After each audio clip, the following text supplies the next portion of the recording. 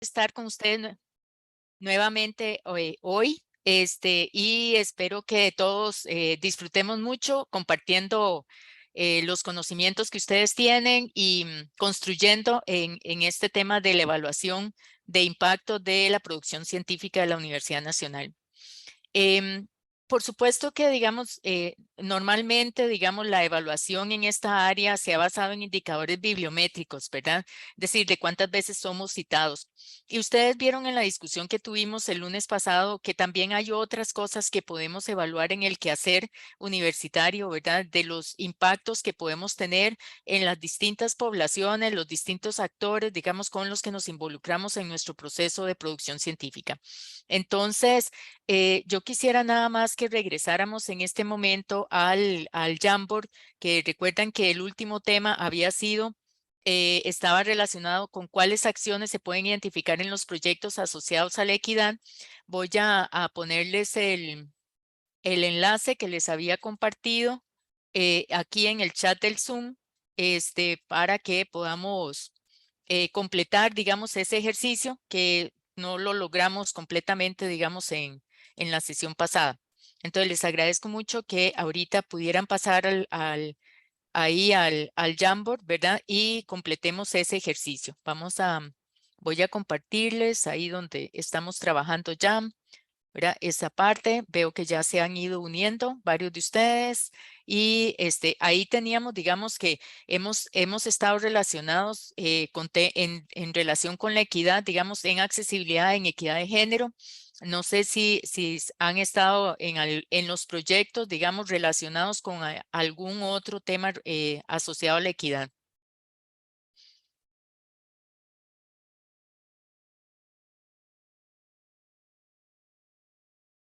Recuerden que aquí tenemos los stickers a la izquierda, ¿verdad?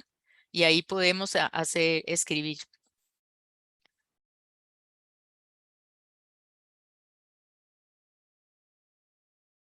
Ujú,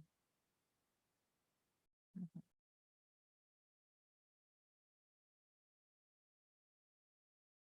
ujú. Muy bien,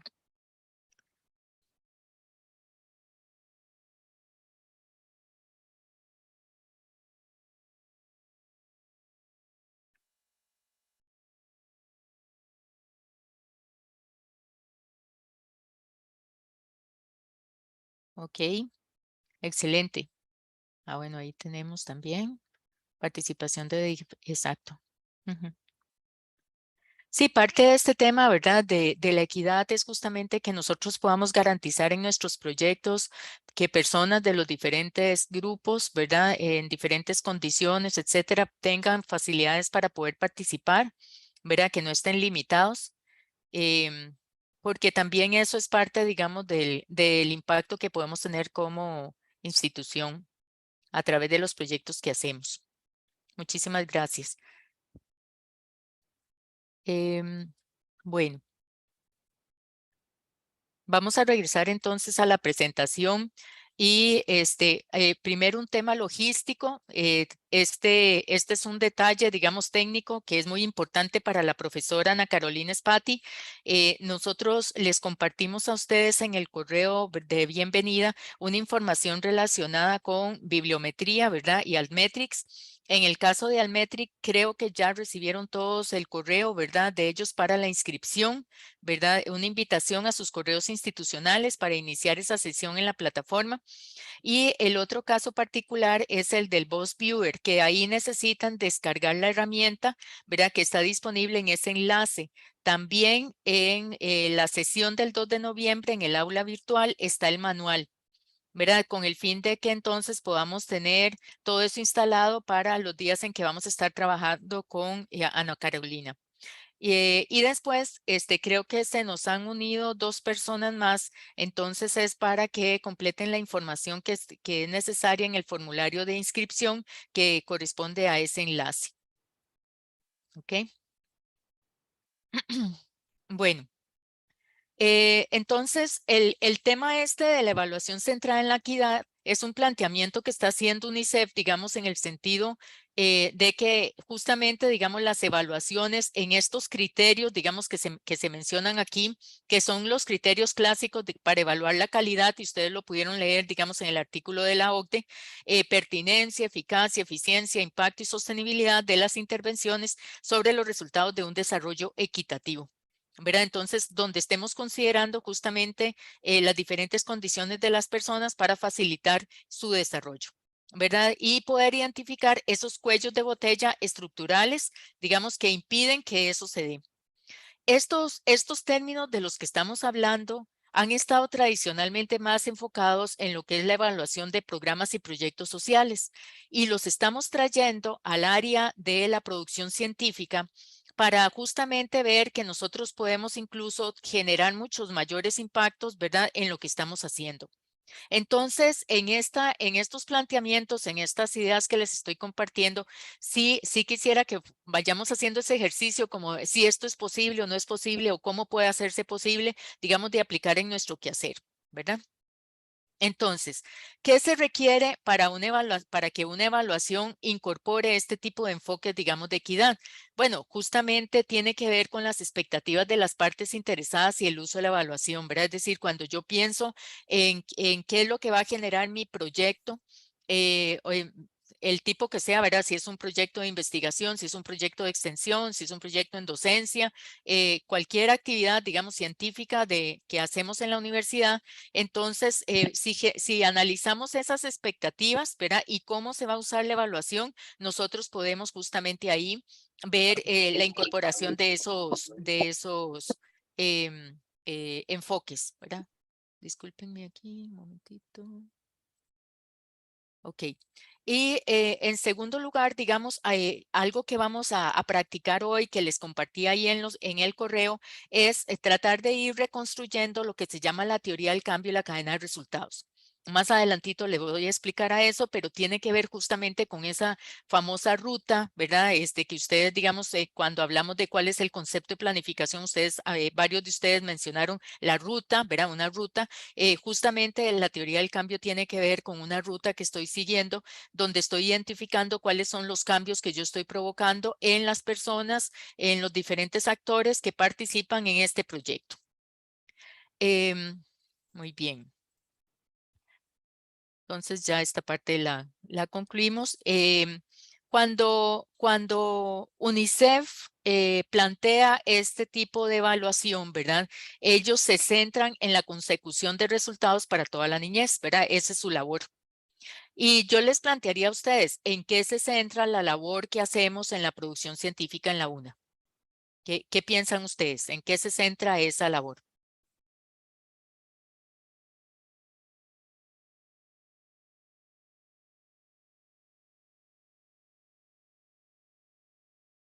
¿Qué es lo que buscamos nosotros con todo lo que se hace en producción, ¿verdad? En la universidad, sea a través de la extensión o de la investigación.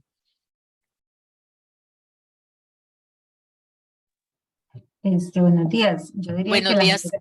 que la generación de conocimiento, eso es realmente lo que debería apuntar a toda la producción. Y también que esa producción y ese conocimiento tenga implicaciones a nivel social, a nivel político, a nivel cultural, ¿verdad? Que Ujú. ojalá todo eso mejore pues, las condiciones de vida de la gente. Yo Ajá. diría que por ahí va. Muy bien, Roxana, muchas gracias. ¿Alguien más que quiera participar? Dar Mónica, apoyo, sí, sí, ajá. dar apoyo a las instituciones que se encargan de la gestión de la biodiversidad o recursos naturales en la toma de decisiones basadas en información científica de calidad. Ujú. Muy bien, Mónica, muchas gracias.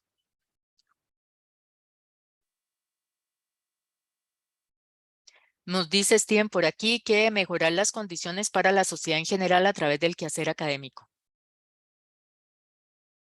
Ven, entonces, digamos, nosotros podemos ir como, ¿verdad? Desagregando así, decimos, bueno, ok, vamos a generar conocimiento, ¿verdad? A través del quehacer académico, pero eso no es solamente como para dejárnoslo nosotros, ¿verdad? Sino que lo estamos compartiendo con actores se van a ver beneficiados, digamos, a través de ese conocimiento en las distintas áreas del conocimiento en que trabajamos, ¿verdad?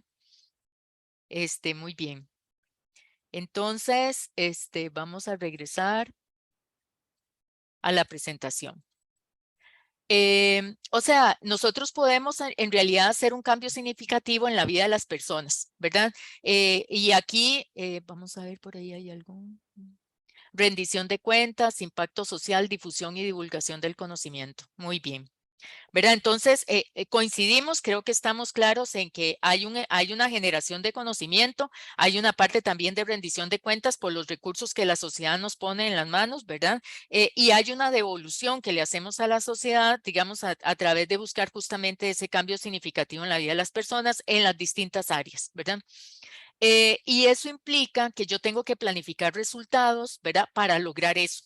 Porque tal vez, digamos, si yo tengo una idea de investigación, puede ser que yo esté planteando, digamos, en tener un desarrollo de un área sustantiva, digamos, química, física, matemática, ¿verdad? Que va a servir a otras áreas del conocimiento, pero al final, ¿verdad? En el largo plazo es qué es lo que estamos nosotros devolviendo, cambiando, transformando, ¿verdad? Entonces, eso implica esa planificación de resultados, pero también implica que tiene que haber una obtención, un seguimiento, digamos, de su obtención efectiva. Es decir, yo no me puedo quedar con que 10 años después voy a ir a ver si lo que yo estuve haciendo hace 10 años logró el efecto, ¿verdad? Sino que tengo que ir viendo si mi ruta está bien, si me he desviado de la ruta, si puedo hacer algún ajuste, digamos, para llegar efectivamente al destino que me planteé. ¿Verdad? Y así de tal manera que esa rendición de cuentas tenga informes más creíbles, ¿verdad? Donde nosotros podamos dar, digamos, demostrar una mayor eficacia en la programación que estamos realizando, ¿verdad? Y todo eso, digamos, nos lleva a pensar en qué resultados nosotros podemos llevar para las personas en la práctica. Entonces, este planteamiento, digamos, que hace UNICEF y que hacen otros organismos, ¿verdad? De una gestión de los proyectos y programas que realizamos es basada en los resultados y que trata del cambio, ¿verdad? O sea, no es solamente, digamos, una entrega de un producto o un servicio, sino también de un cambio que estamos realizando.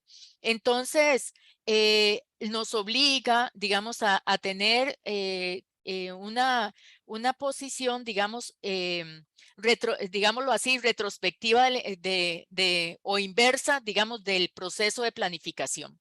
Es decir, ya yo no pienso en, bueno, cuáles son los insumos que necesito para hacer unas actividades, para lograr un producto, sino más bien me pongo a pensar en el fin, ¿verdad? Y me devuelvo para ver qué tengo que hacer para lograr ese fin, para lograr esa transformación.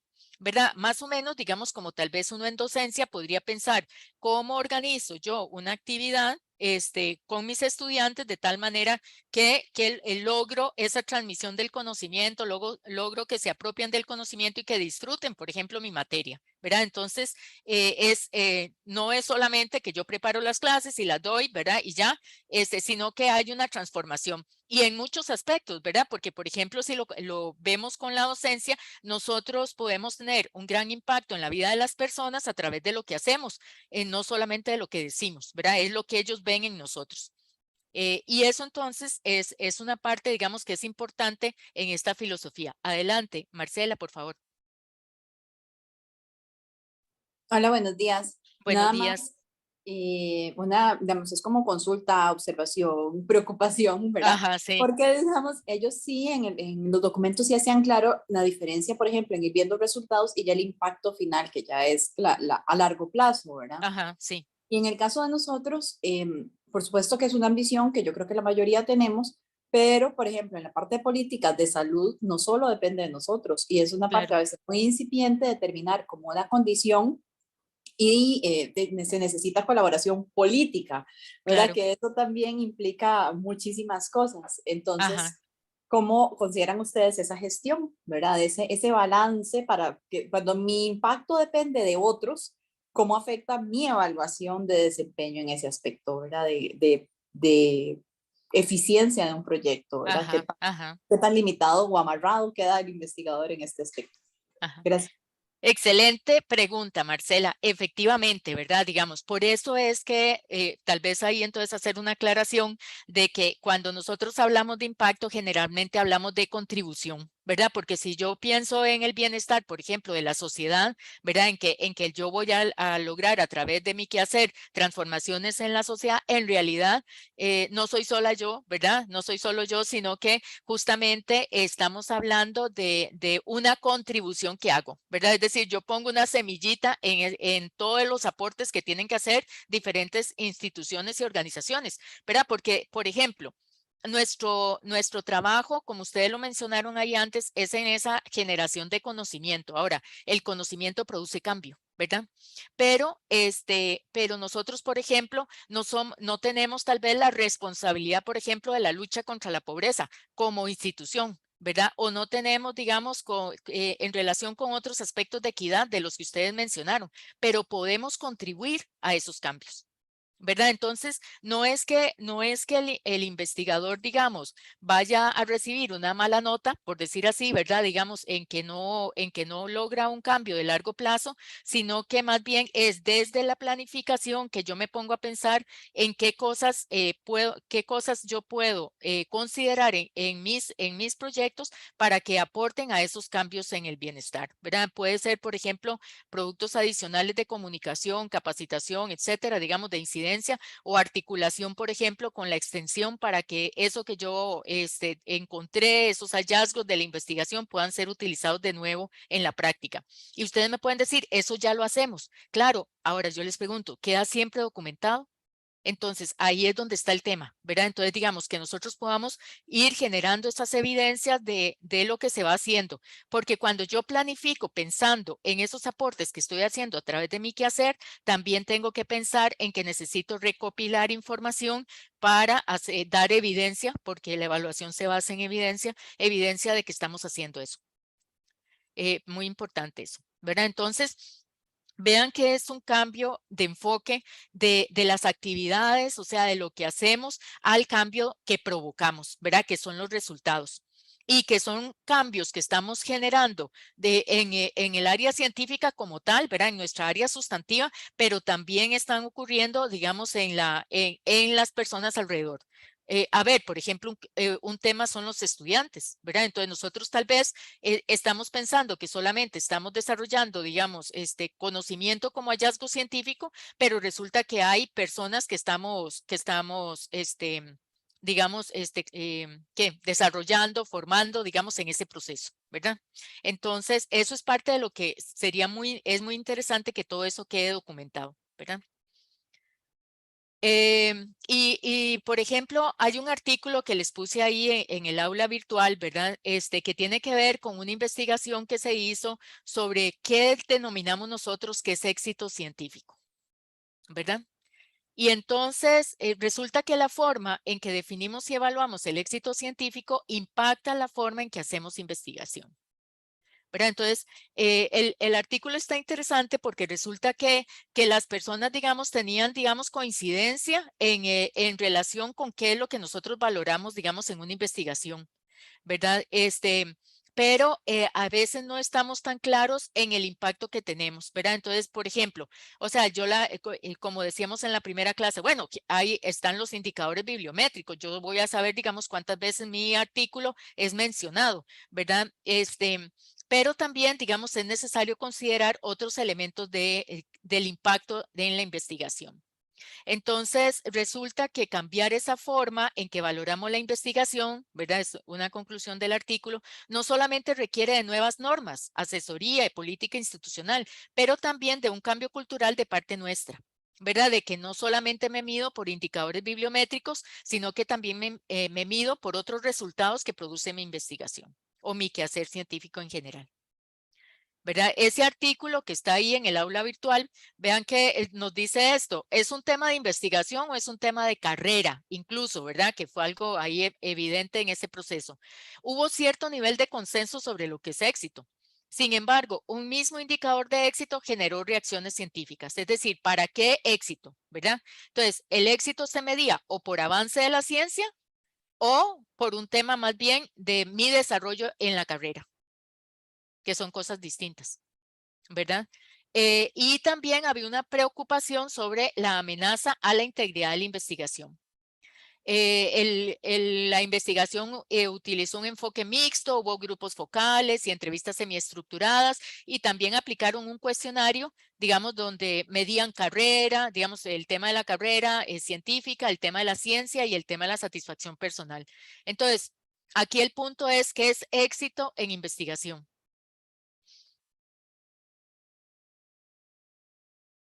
Es un reto, ¿verdad? ¿Qué piensan ustedes? ¿Qué es éxito en investigación?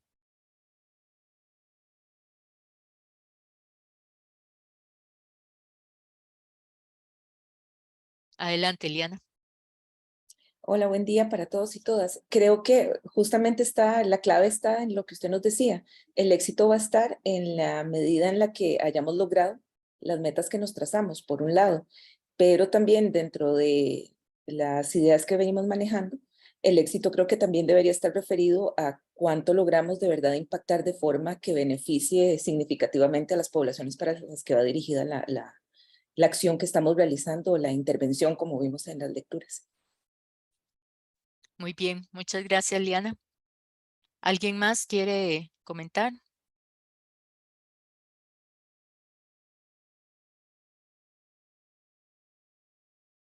Permiso.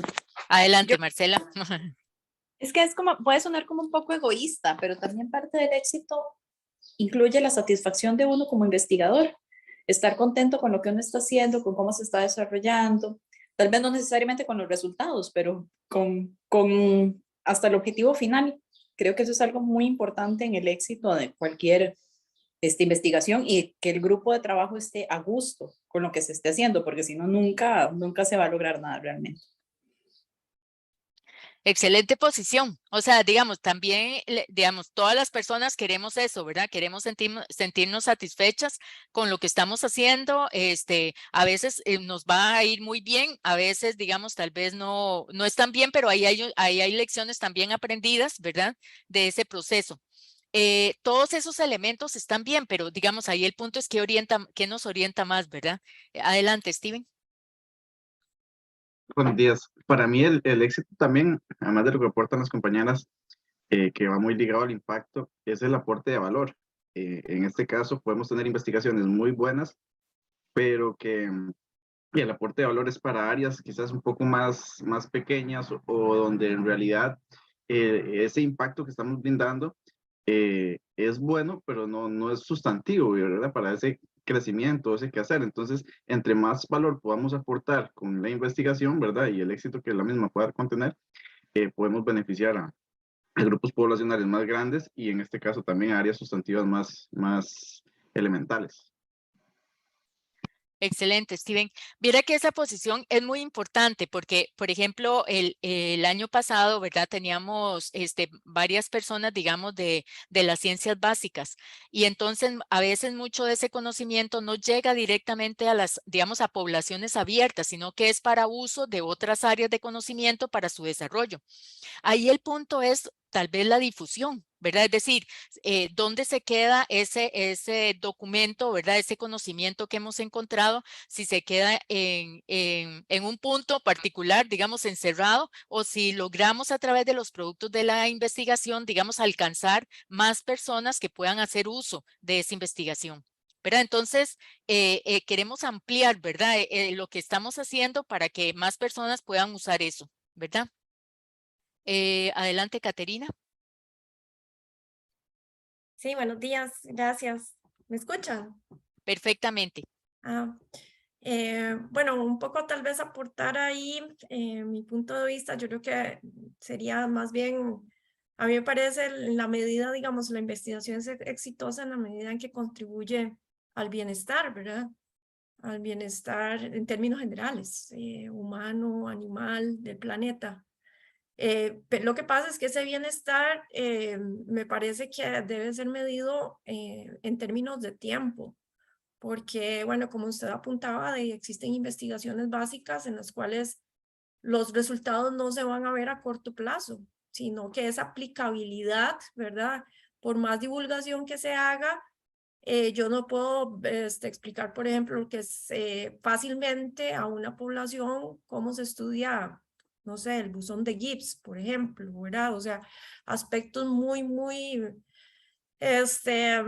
difíciles de explicar, que tal vez sí se puede hacer, pero el objetivo como tal, a ver, el punto es que estoy viendo que muchos países en vías de desarrollo se enfocan mucho en la aplicabilidad inmediata, ¿verdad? Y parte, considero, del bienestar humano es educar. Y dentro de esa educación, pues, está de ahí comprender fenómenos que son complejos.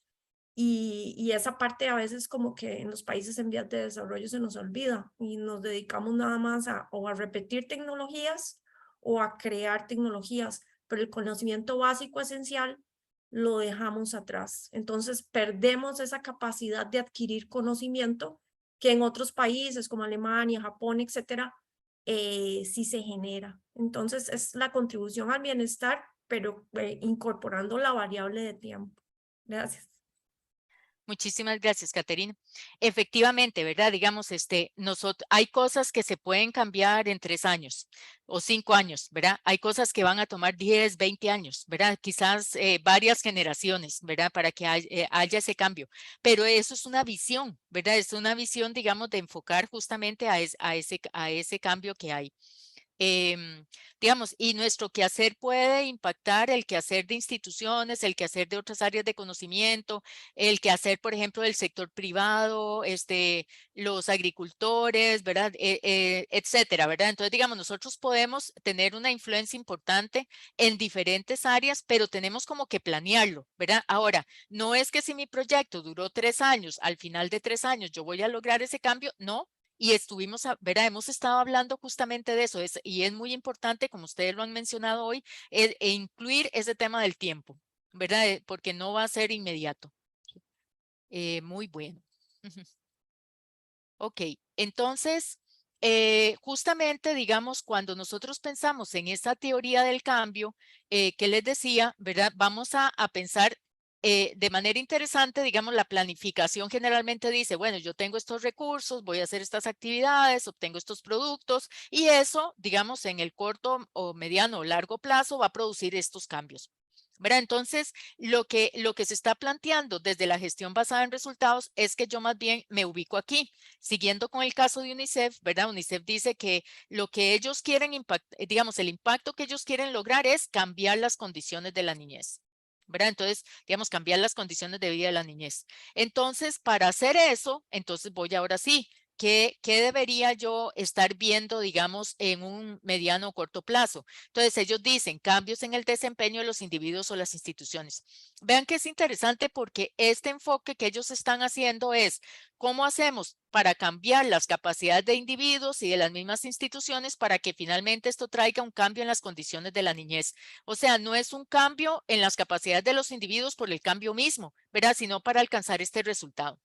Entonces, uno empieza desde aquí y va retrocediendo, ¿verdad? Entonces, aquí ellos establecen, ¿verdad? En una planificación tradicional, digamos, este es el cómo, ¿verdad? Que es la implementación que tiene que ver mucho con lo que hacemos, ¿verdad? ¿Qué recursos necesitamos y qué actividades o estrategias seguimos? Y aquí comenzamos a ver los resultados. ¿Verdad? Es decir, qué productos que serían como los inmediatos, ¿verdad? Cambio, por ejemplo, en este caso, si nosotros desarrollamos una estrategia de capacitación o sensibilización, de acompañamiento, desarrollo de capacidades, pues lo que tengo es de capacidades desarrolladas, ¿verdad? Cambios en esas capacidades de manera inmediata. Pero en el largo plazo vamos a ir viendo que no es solamente conocimiento, sino que ese conocimiento se traslada al quehacer de esas instituciones y de los individuos y que finalmente eso produce ese cambio en la condición de la niñez. O sea, este es como el por qué hacemos las cosas, ¿verdad?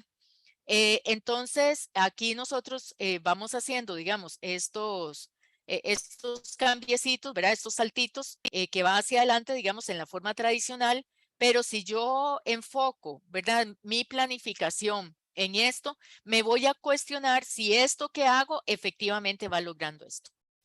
O si yo, por el contrario, tengo que cambiar algunas de las estrategias o actividades que hago para lograr ese impacto que quiero en el largo plazo, ¿verdad? Y el largo plazo, de nuevo, depende mucho de lo que estamos haciendo, ¿verdad? O sea, ahí tiene que ver con el cambio que conseguimos. Entonces, por ejemplo, la teoría del cambio nos reta en nuestra planificación de proyectos y veamos algunas preguntas que nos puede plantear, ¿verdad?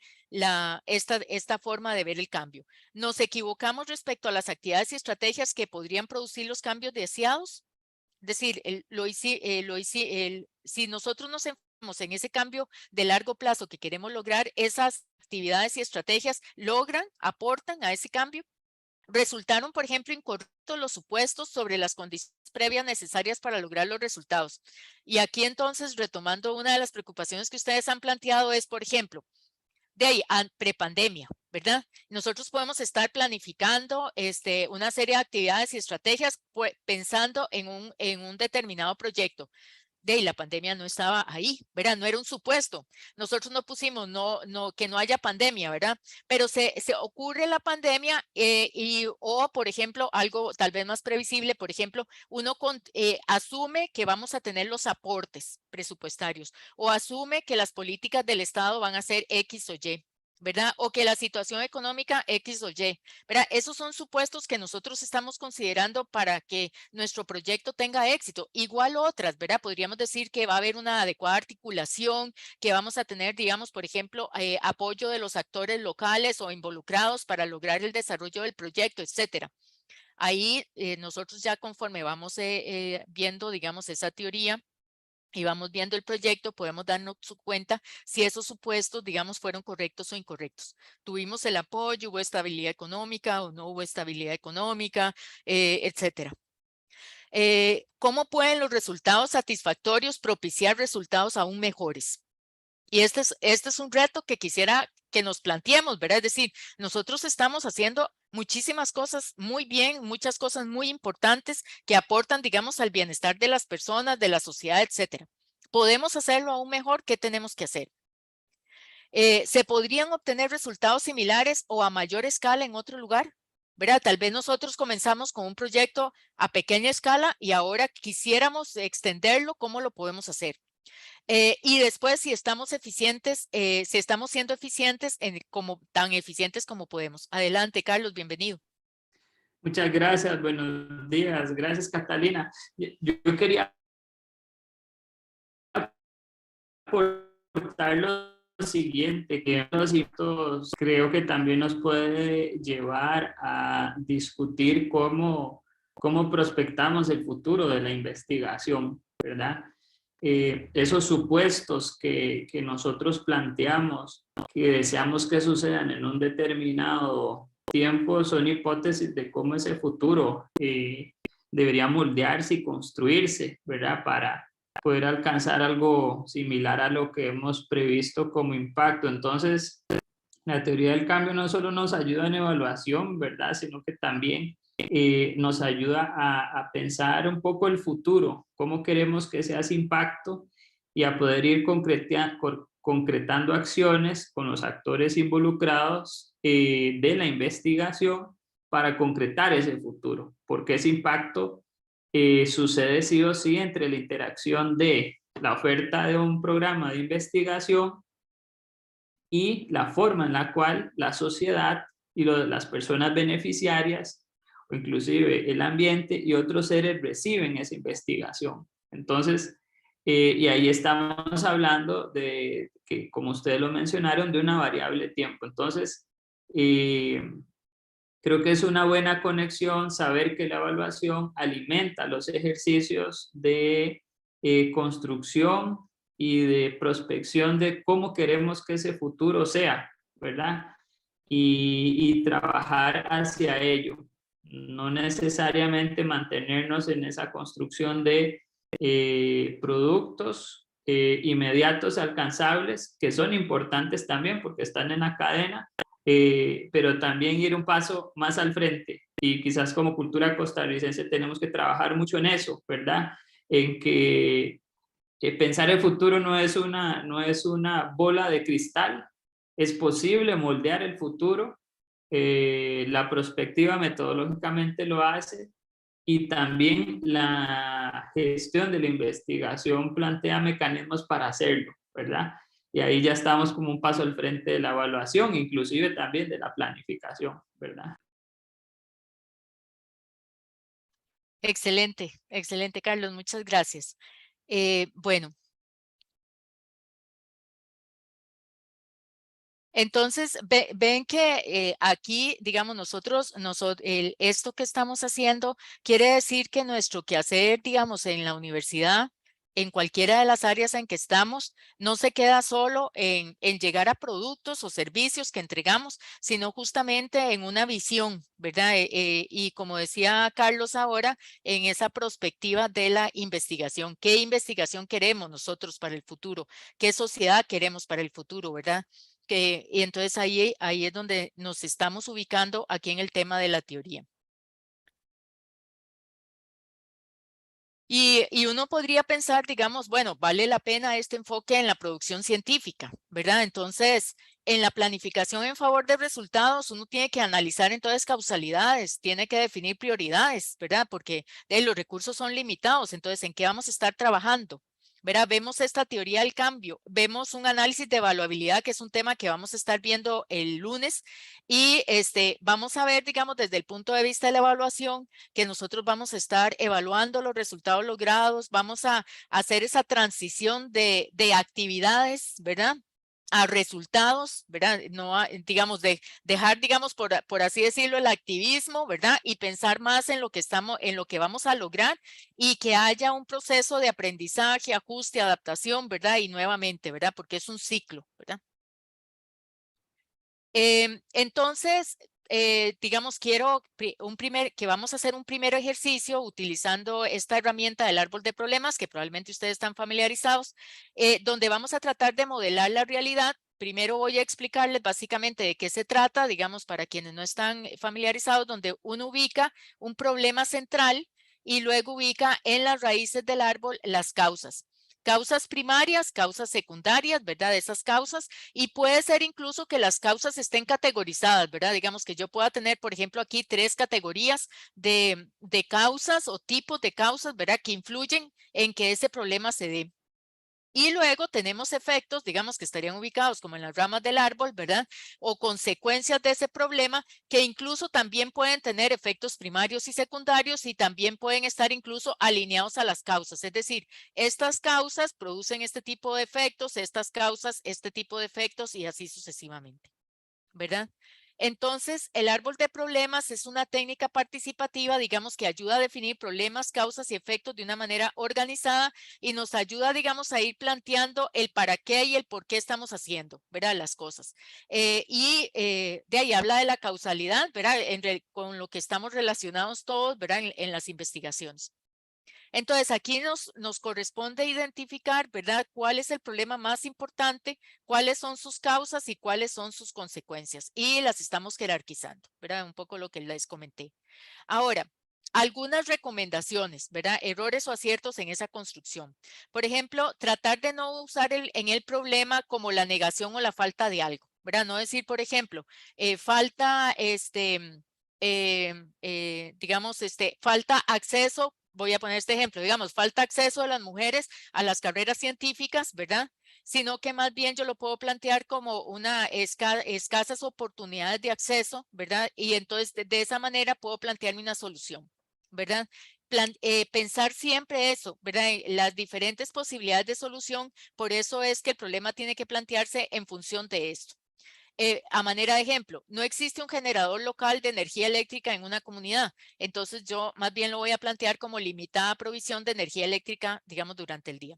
Falta de programas de educación inicial, entonces voy a decir bajo rendimiento de los niños y niñas en los primeros años de educación primaria.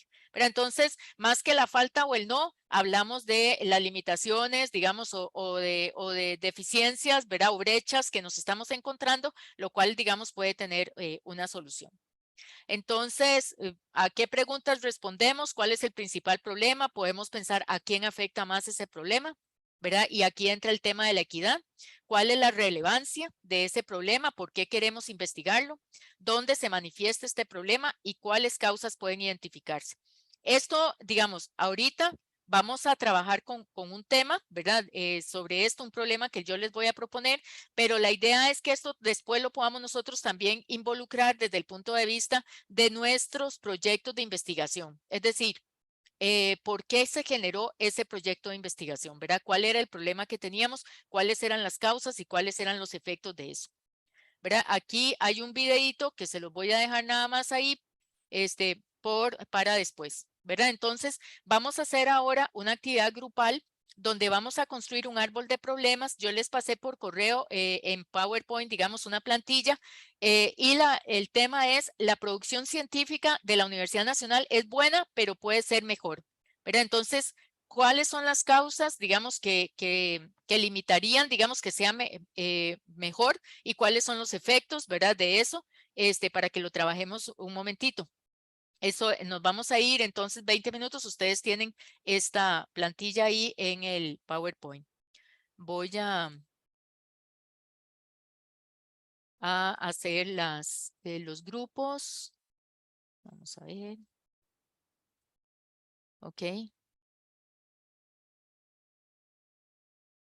Y vamos a tener entonces 20 minutos, ¿verdad? Para hacer eso. Y regresamos para un receso.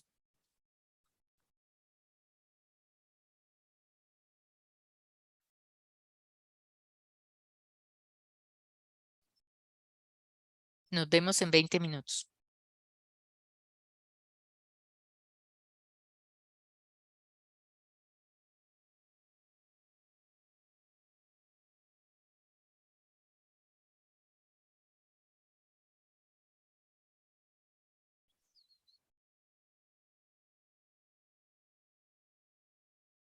Mónica.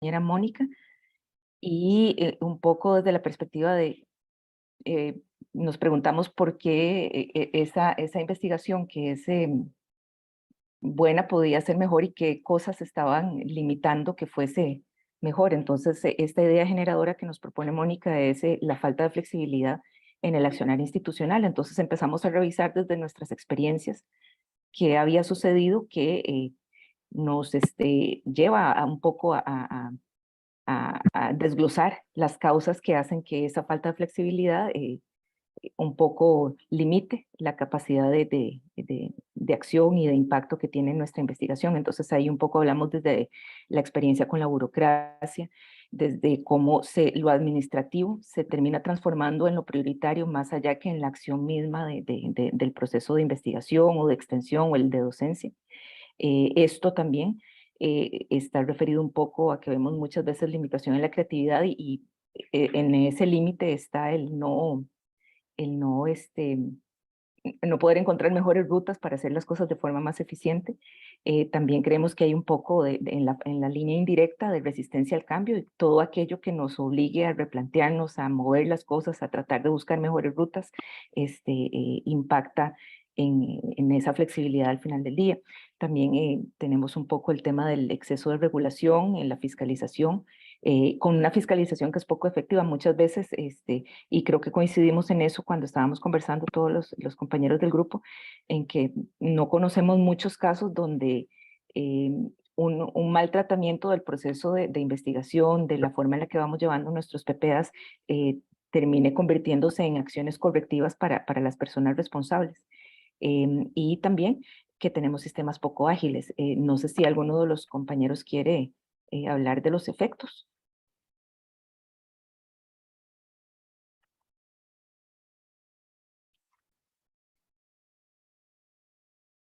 Sigo yo.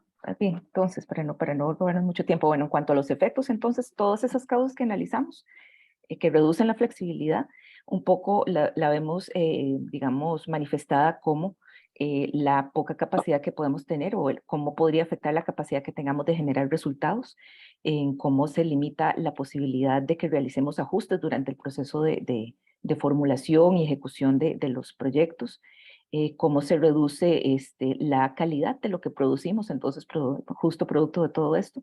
Se nos quedó un cuadrito al final que era el que estábamos conversando justo cuando se nos terminó el tiempo, pero un poco a lo que íbamos en ese punto era a cómo entonces también se reduce la visibilidad de la universidad, la capacidad de interacción con otros espacios, con otras entidades fuera y dentro del país, y pusimos en la parte de arriba tal vez lo que considerábamos que era como la culminación de todos esos impactos o todos esos efectos, que es que se reduce el impacto social de la institución o el impacto que podemos generar en la sociedad.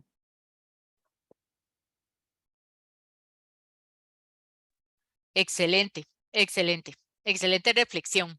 Y me encanta, digamos, la propuesta del problema, ¿verdad? Que están haciendo ustedes ahí, que justamente, digamos, es algo de, digamos, ese tema de la flexibilidad es algo entonces sobre lo que se puede trabajar como un objetivo, ¿verdad? Pero ven que aquí estamos identificando, digamos, un problema de la institución y vemos, digamos, cuáles son las causas, cuáles son los efectos de eso, que impacta particularmente, digamos, el quehacer científico, ¿verdad? De la universidad y como vimos también, digamos, incluso el posicionamiento, ¿verdad? De la universidad y el impacto en el bienestar social, ¿verdad? Así que excelente reflexión. No sé si hay algún otro grupo que quisiera compartir. Anthony, Bernoulli, ¿podrías compartir? Claro, claro, ya lo comparto. Gracias.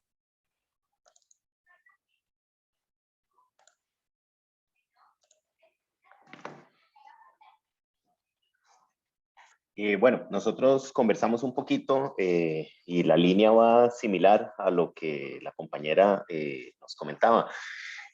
Para nosotros el problema central fue la temporalidad y la estructura de los BPA y bueno, que esto limita, ¿verdad?, los resultados.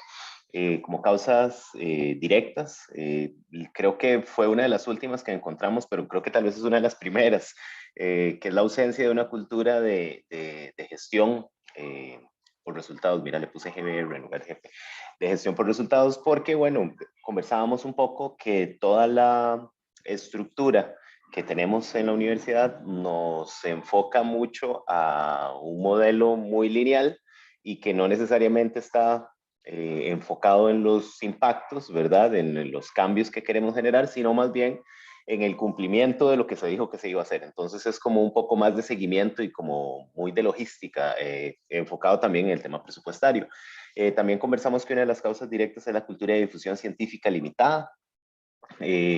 Por lo menos en la experiencia de las personas que estábamos en el grupo, todos y todas consideramos que en las áreas en las que hemos venido trabajando hay una cultura de hacer, pero no de difundir, ¿verdad? Entonces, que esa es una causa pues directa.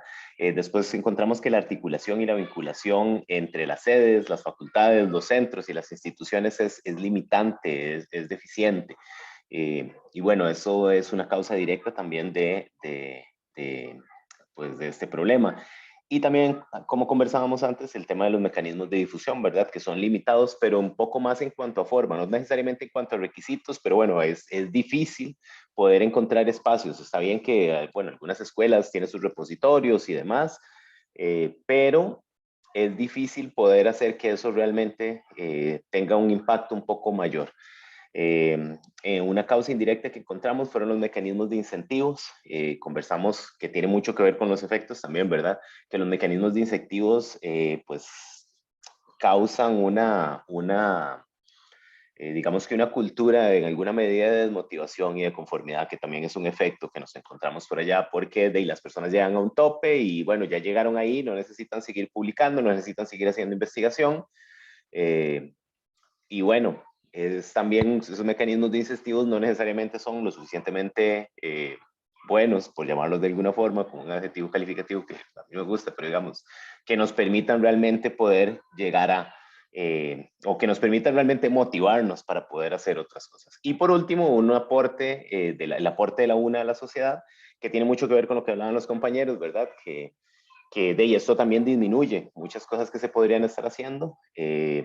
No se están haciendo o no se están difundiendo, aunque se estén haciendo, ¿verdad? Entonces, el aporte de la universidad, en este caso de la UNA, hacia la sociedad costarricense, pues se visibiliza menos en el caso de lo que se hace, y se limita en cuanto a sus efectos. Y eso sería, no sé, compañeros y compañeras, si ustedes quieren agregar algo más, porque nosotros discutimos mucho y copiamos poco.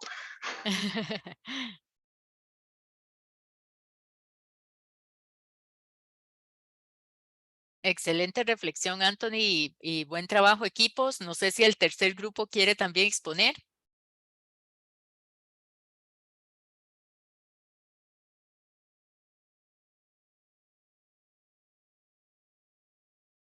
El tercer grupo me imagino que somos nosotros. Sí. Sí. Que yo ahora le decía a Caterina que nos defendiera. Yo siempre nos defiendan. Ok. Pero, bueno, a grosso modo nos pasó igual que compañero. Marce, perdón, Ah, disculpe sí. que la interrumpa. Sí, Me gusta, ¿Usted, compañera? No, yo le voy a proyectar la imagen para que usted se apoye, si gusta. Que al final no nos quedó para nada ordenada la imagen. Pero hicimos lo mismo, sacamos el violín.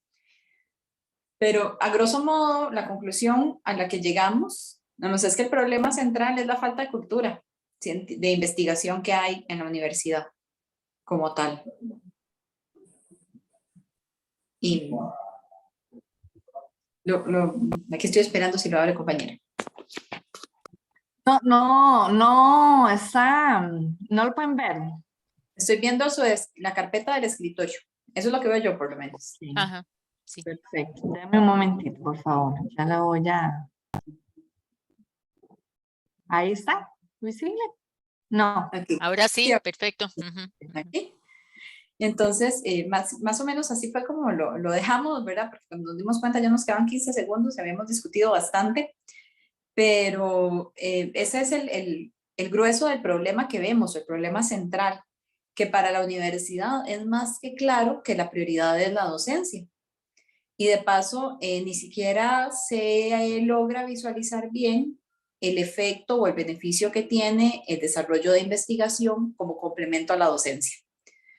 Entonces, como causas directas, ahí empezamos realmente a debatirnos qué podría ser directa, indirecta o hasta un efecto, pero a grosso modo también de la falta de políticas que den apoyo a la investigación, ¿verdad? Y eso se refleja en otro montón de cosas indirectas, ¿verdad? Que son de la falta de presupuesto, de asignación de recursos, la falta de asignación de tiempo, la falta de incentivos al personal para que realicen investigación. También como causa directa la falta de, digamos, a los investigadores no nos gusta tomar puestos políticos. Entonces, por eso no defendemos nuestra posición desde una esfera de autoridad, ¿verdad? Entonces, esa también es una de las causas directas. Y hasta busqué un artículo ahí rápidamente en internet y hay un montón, digamos, la realidad de la investigación científica en Latinoamérica estamos mal, ¿verdad? No somos solo nosotros, ¿verdad? Entonces, causas directas, la falta de políticas, la falta de involucramiento científicos en esos puestos políticos y también falta de presupuesto, ¿verdad? Como muy directo, pero cuesta realmente jerarquizar una con respecto a la otra, ¿verdad? Y causas indirectas, falta de tiempo, falta de incentivos, priorizar docencia y en efectos, más desmotivación, poca visualización, poca comunicación entre los investigadores para esos, digamos, para el aprovechamiento de los resultados entre sí. Y yo creo que hasta ahí fue que llegamos en la discusión. Si alguno de los compañeros considera que me faltó mencionar algo, por favor. Pero sí, esa es como el problema central, que hay una ausencia de cultura de investigación en la universidad, pero también en Latinoamérica, en realidad. Como que tenemos la idea de que podemos importar todo de afuera. Excelente equipo. Gracias, Marcela. Adelante, Caterina. Sí, tal vez nada más como para ahí puntualizar un poco o añadir a lo que Marcela mencionaba, es el hecho precisamente ese de que no existe, digamos, también dentro de las causas directas, no existe a nivel, digamos, nacional y a nivel latinoamericano, una priorización de lo que es, desde el punto de vista cultural, de lo que es la investigación y el desarrollo. Y unido a eso, si bien es cierto, digamos, en nuestro país existe un 7%, ¿verdad? Se supone, el Producto Interno Bruto que debe ser dedicado a la educación. Y dentro de la educación, digamos, yo visualizo la investigación. Vean lo que nos ha costado defender esos nichos. ¿Por qué? Porque simple y sencillamente no se prioriza, o sea, culturalmente no se ve como que la educación y la investigación son motores para el desarrollo, sino que son accesorios o hobbies, ¿verdad? O en el caso de la educación, ahora de ahí se hacen divisiones entre lo que es más importante, educación preescolar, educación primaria, secundaria. Entonces no existe una cultura precisamente, pero es no solo el país. Ustedes ven en otros países, como les mencionaba anteriormente, Japón, Estados Unidos, Alemania, que generan una gran cantidad de patentes, pero ¿por qué es? Porque hay un esfuerzo dirigido directo a generación precisamente de resultados de eso, cantidad de patentes, etcétera. O sea, hay políticas que impulsan, son motores de desarrollo. Aquí no, aquí es de investigar el que le gusta. Muchísimas gracias, Caterina, por el aporte. Yo, Adelante, profesora, sí, ajá. quería también agregar, bueno, mi formación es en el área de la información como bibliotecaria, ¿verdad? Entonces, no deja de haber ese aporte, digamos, sobre el efecto y también causas. Ahí hay una línea que yo no sabría, digamos, distinguir sobre el uso y el consumo de la información, ¿verdad? Digamos, nosotros, esa falta de cultura desde la formación de qué estamos consumiendo en información, cómo lo consumimos, ¿verdad? ¿Para qué fines consumimos esa información? Y que al final de cuentas también nos afecta, ¿verdad? En esa visibilidad que le damos, ¿verdad? A los datos. Porque, digamos, sí, existen indicadores bibliométricos, pero digamos, cómo posiciona y cómo América Latina tiene también otra dinámica de crecimiento que, ¿verdad? No va a competir con Japón y los demás, pero que a nivel regional tampoco, digamos, estamos generando esas prácticas. Muy específicamente, ¿verdad? Yo considero que desde el área de la bibliotecología y de las ciencias de la información, ese consumo no se está, digamos, sí, ya estamos en una era de mucha explosión de información, pero digamos, no sabemos cómo consumir en ese momento tanta información, hasta dónde sistematizar esta información, dónde deberíamos colocar nuestras publicaciones. Entonces viene Open Access y otro montón de filosofías que también nos llegan a las instituciones como a exigir también muchísimo más, ¿verdad? En cuanto a la calidad de datos y demás. Pero bueno, este sería como mi aporte a la bibliotecología. Excelente, excelente. Muchísimas gracias. Me parece que ha sido súper rico toda esta discusión, ¿verdad? Los problemas que ustedes han identificado para la producción científica de la Universidad Nacional en diferentes ejes, ¿verdad? Donde en algunas cosas hay coincidencias, en otras no tanto, ¿verdad? Por la forma del enfoque, ¿verdad? De la perspectiva. Yo quería en este momento pues darles 5 minutitos, ¿verdad? De parada técnica y regresamos. ¿Les parece? De acuerdo. Ok. Gracias. Ok, gracias. Ya están todos y todas de regreso. Ok. Bueno. Aquí entonces, digamos, la propuesta de la teoría del cambio, ¿verdad? Que justamente parte de un diagnóstico de la situación, digamos, como ese ejercicio que acabamos de hacer identificando el problema, ¿verdad? Entonces, digamos, ahora el tema es cómo vuelco eso en un cambio que quiero, ¿verdad? Por ejemplo, en la cultura de investigación, que implica, digamos, todos los cambios de políticas, ¿verdad? Internas, administrativas, etcétera, de la universidad para lograr, digamos, alcanzar, ¿verdad? Impactos de largo plazo más, digamos, más fuertes, ¿verdad? Más impresionantes que estoy segura que la Universidad Nacional puede lograr. ¿verdad? Entonces, ahí nuestro quehacer tiene una ruta para alcanzar el destino planeado, ¿verdad? Ese es el tema, ¿verdad? Que hay una ruta.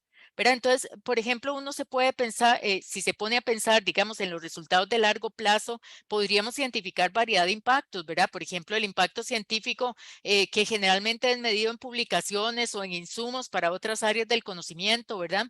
Tenemos impactos en la docencia y la acción social, tenemos impacto social de la investigación, que ustedes lo plantearon ahí, digamos, impacto en lo sociológico, en lo cultural, en lo ambiental, en lo económico, ¿verdad? Y también podríamos entonces, digamos, reexaminar ese impacto de la investigación, haciéndonos algunas preguntas como si las medidas de impacto pueden servir para medir la calidad de la investigación también, ¿verdad? Y podemos medir la productividad de la persona investigadora, ¿verdad? Entonces, digamos, hay una serie de elementos que la investigación por sí misma produce cambios, ¿verdad? En todas estas áreas, ¿verdad? Algunos, digamos, más directos o más inmediatos, como planteaban en la discusión, y otros muy de largo plazo, ¿verdad? Y después también podemos ver varios niveles de análisis en ese impacto que tiene la investigación, digamos, desde el punto de vista, por ejemplo, del sistema de ciencia, tecnología e innovación, ¿verdad? Como productor y difusor de conocimiento. También lo tenemos, digamos, desde el punto de vista de la intermediación, ¿verdad? Entre el conocimiento que producimos y las personas que son beneficiarios finales, sean instituciones, sea población, sean agricultores, ¿verdad? Sea otras organizaciones, sean las personas estudiantes, etcétera, ¿verdad? También hay un uso de ese conocimiento científico y tecnológico, ¿verdad? En bienes, servicios y acciones de diversos sectores institucionales e incluso en el sector privado, ¿verdad? Y también podemos tener, digamos, efectos positivos o negativos en la población, ¿verdad? Por la incorporación de ese conocimiento científico y tecnológico en lo que son prácticas sociales, hábitos e instituciones. Es decir, vean que hay muchos niveles, digamos, de análisis del quehacer, ¿verdad? No estamos planteando aquí, digamos, que ahora la persona investigadora se vuelve a hacer este trabajo, digamos, de evaluación, pero sí, digamos, puede visualizar todos los impactos que en realidad tiene su proyecto de investigación, ¿verdad? No es solamente, digamos, llegar a una publicación, ¿verdad? O a un artículo, completar un objetivo, ¿verdad? Como parte de lo que ustedes han planteado, que a veces se queda más en ese seguimiento como casi operativo, ¿verdad? De presupuesto, de plan, ¿verdad? De operativo en el año. Entonces, usted comenzó este proyecto y lo terminó en el tiempo y con los recursos y listo, ¿verdad? Y generó la publicación. Ahora, ¿cómo podemos nosotros medir, por ejemplo, el impacto de lo que hacemos, ¿verdad? Y aquí hay, en términos generales, ¿verdad? En estadística uno puede plantear como dos tipos de diseños. Un diseño retrospectivo, es decir, ya el proyecto terminó, nos vamos a devolver, vamos a analizar, a tratar de reconstruir, ¿verdad? La historia, la secuencia, la cadena de procesos, digamos, de conocimiento y de efectos sociales, digamos, del proyecto en sí. Digamos, y aquí dependemos de las evidencias que se guardaron, ¿verdad? En cosas que, como hemos visto, no son solamente, digamos, el presupuesto o las actividades en sí realizadas, pero es más, digamos, esa visión de cuál era el plan al inicio y a dónde llegamos. Pero también lo podemos hacer de manera prospectiva, ¿verdad? Es decir, si yo arranco un proyecto hoy o voy a arrancar un proyecto, ya ha habido alguna valoración ex ante, ¿verdad? Que estábamos discutiendo ese concepto el lunes, y de ahora en adelante yo le voy a dar seguimiento, es más fácil, ¿verdad? A veces hacia adelante porque vamos recogiendo, hacemos un plan de recolección de evidencias y entonces podemos ir viendo esa construcción a futuro, ¿verdad? De los efectos que el conocimiento tiene en determinadas áreas y la difusión y el uso de tecnologías. Pero no está mal tampoco hacerlo hacia atrás, ¿verdad? Es decir, porque en este momento estaríamos ahí, ¿verdad? Digamos, cuando un proyecto o un programa no ha sido evaluado, pues nos vamos a devolver a buscar las evidencias y a indicar, digamos, hasta dónde logró ese proyecto, ¿verdad? Y sobre todo porque si nosotros llegamos 3 años después, 5 años después, podemos ver elementos de impacto, justamente efectos, digamos, de mediano o largo plazo y además también la sostenibilidad de esos proyectos, ¿verdad? Por ejemplo, si entregamos conocimiento en ciertos grupos poblacionales o ciertas instituciones, organizaciones o el sector privado, podemos llegar a ver qué pasó, ¿verdad? ¿Qué pasó con ese conocimiento 3, 5 años, 10 años después?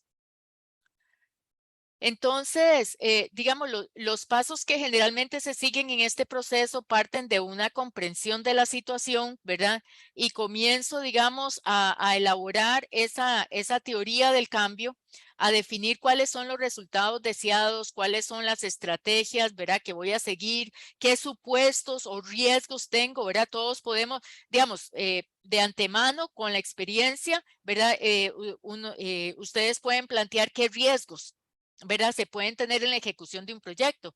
Digamos, por ejemplo, si interviene trabajar con comunidades o con poblaciones, por ejemplo, en agricultura o así, y se nos viene el invierno, ¿verdad? Sabemos cuáles son los riesgos que podemos tener en este país, ¿verdad? Entonces, bueno, eso lo podemos plantear de antemano y podemos entonces ver qué medidas para mitigar esos riesgos, ¿verdad? Podemos tomar.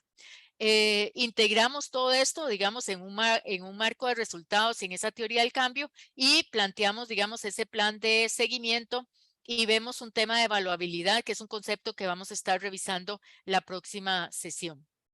Ok. ¿Cómo planteamos nosotros la causalidad? Bueno, si nosotros más o menos en ese ejercicio que ustedes hicieron ahora, ¿verdad? Vemos una manifestación del problema, vemos algunas causas que son inmediatas y otros elementos que son más de fondo, ¿verdad? O subyacentes. Entonces, lo inmediato es generalmente lo que es más visible, ¿verdad? Y eso lleva, digamos, ya a temas estructurales, digamos, de la forma en que se trabaja en la universidad.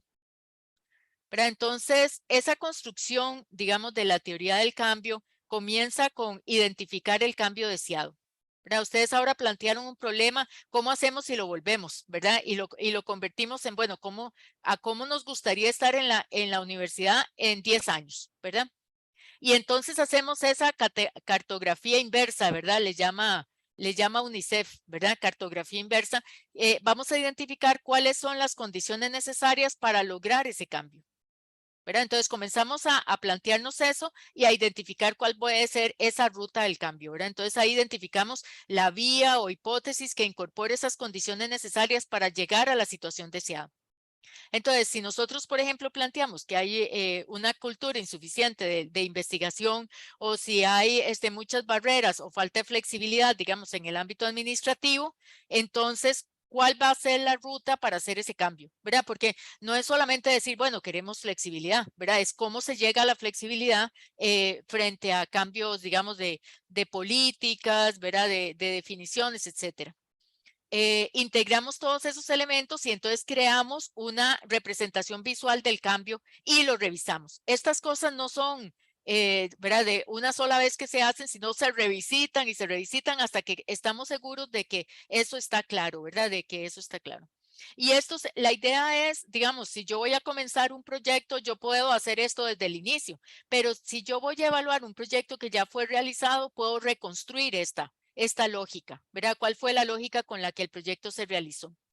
Y redactamos, digamos, un texto descriptivo de los insumos, de las actividades, de los productos y de los efectos e impactos que queremos, ¿verdad? Generalmente, incluso, bueno, UNICEF hasta plantea esto, ¿verdad? Que dice la formulación de la declaración de resultados que comience con un verbo de cambio, ¿verdad? Y entonces dice, por ejemplo, bueno, un verbo que identifica el cambio, ¿verdad? ¿Qué queremos? Un aumento, un descenso, una reducción, un establecimiento, una integración, ¿verdad? ¿Y qué es lo que cambia? ¿Verdad? Cambian conocimientos o motivación o comportamiento o políticas. ¿A quién cambia? ¿Verdad? Entonces, a la población universitaria, autoridades, individuos, comunidades, ¿verdad? ¿Dónde y cuándo? Digamos, aquí es, bueno, en la medida de lo posible, ¿verdad? Puede incluirse la geografía o las fechas, pero, digamos, ya esto es opcional, ¿verdad? Digamos, lo importante que sería aquí el planteamiento es cuál es la dirección de ese cambio, ¿verdad? ¿Qué es lo que cambia y a quién?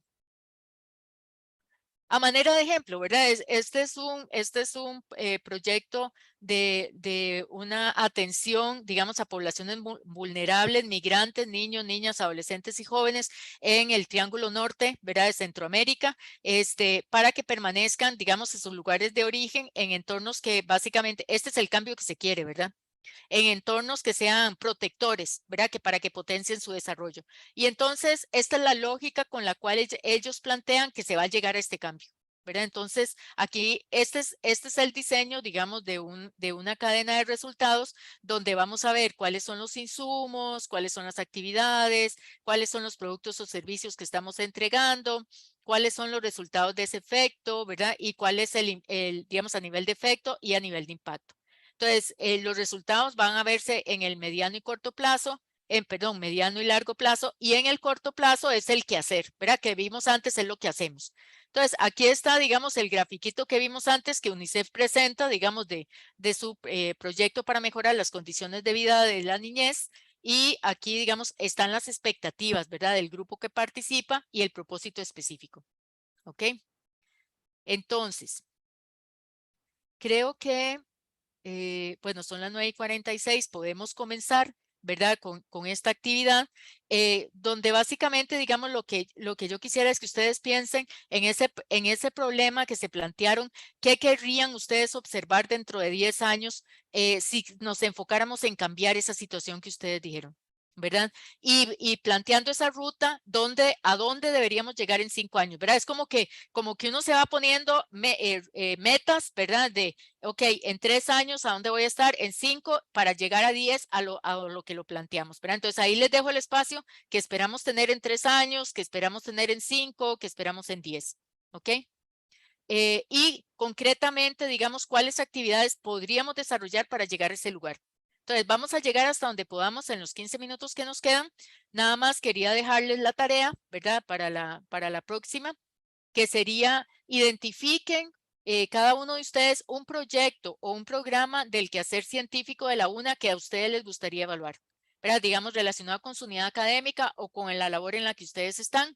Construir ese árbol de problemas al que respondió ese proyecto, ¿verdad? Si ya el proyecto se ejecutó, entonces tratemos de identificar a qué respondió ese proyecto, ¿verdad? Y la lectura, por ser fin de semana, ¿verdad? De guía de términos de referencia de Mideplan.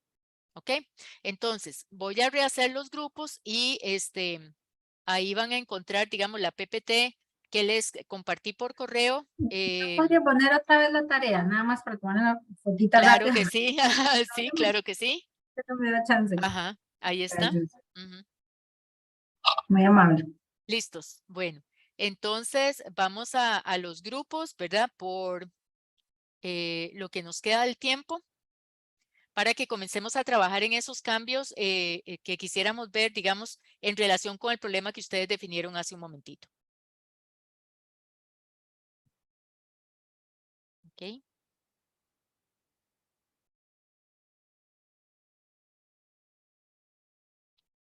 ¿Listos?